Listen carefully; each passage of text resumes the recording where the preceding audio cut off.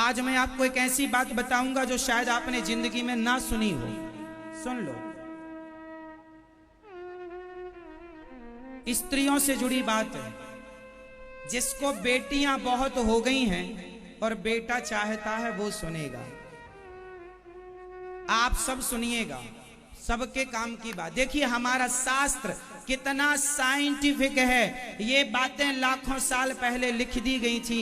Science जहां आज पहुंच भी नहीं पाया या कुछ कुछ पहुंच भी गया है। चलो अब मैं बताऊं, किसी महिला को बेटी ही बेटी हो रही हो और बेटा की कामना हो तो क्या करना चाहिए?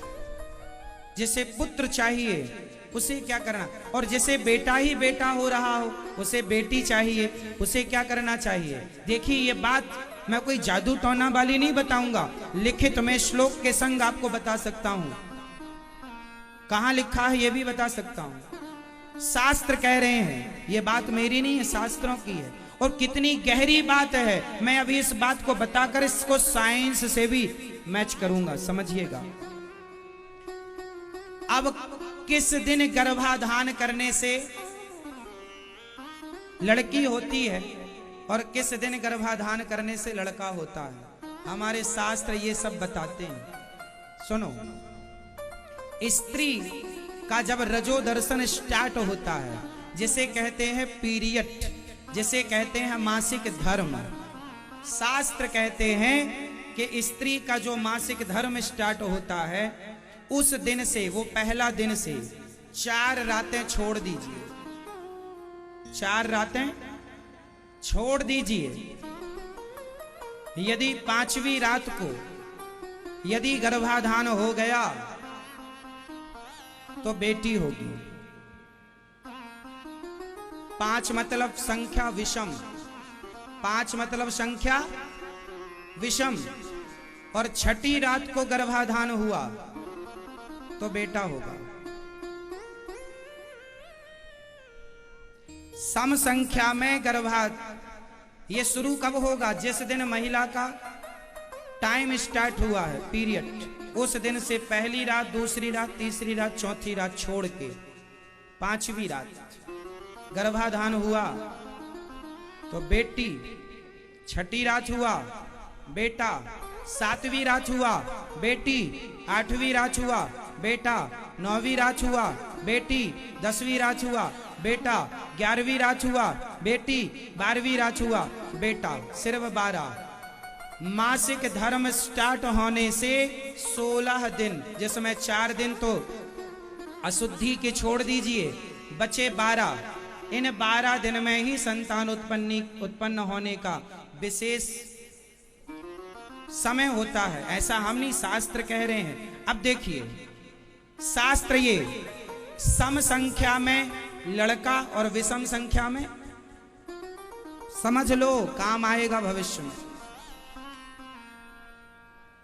सम संख्या में गर्भाधान क्या देगा? बेटा। और विषम संख्या में गर्भाधान क्या देगा? बेटी। ये तो रही बात। अब मैं इसको साइंस से जोड़ता हूं। साइंस कितनी गहरी है समझिएगा।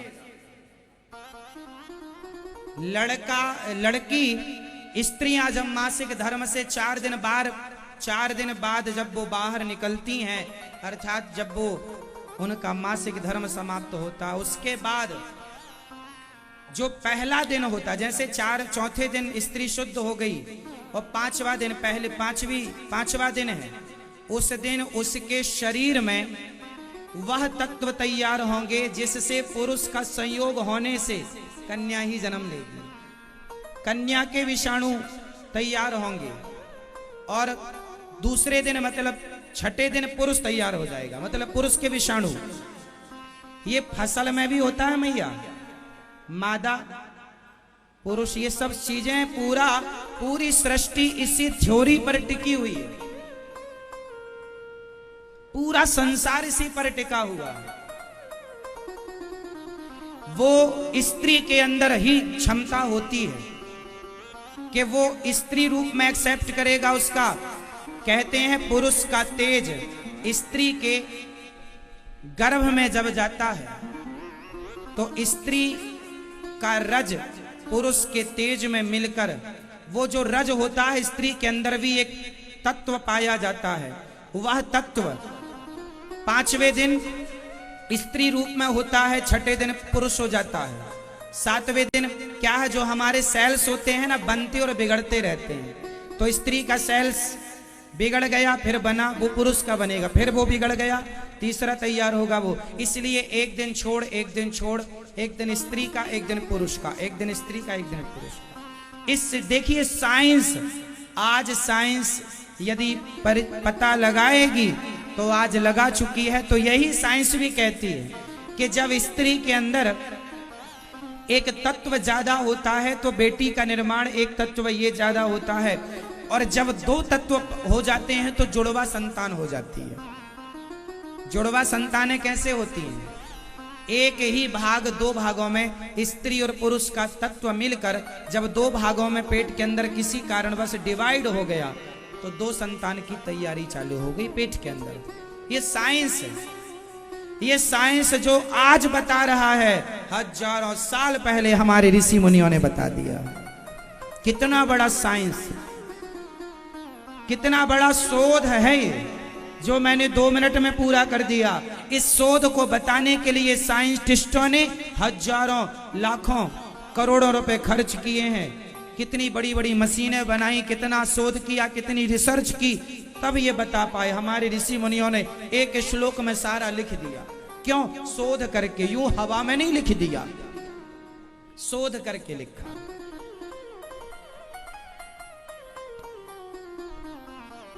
कितना गहरा है हमारा धर्म, हमारी संस्कृति। और आज आप लोग अपने बच्चों को पोयम पढ़ाते हैं, पोयम याद कराते हैं। अरे गीता के श्लोक कब याद कराओगे?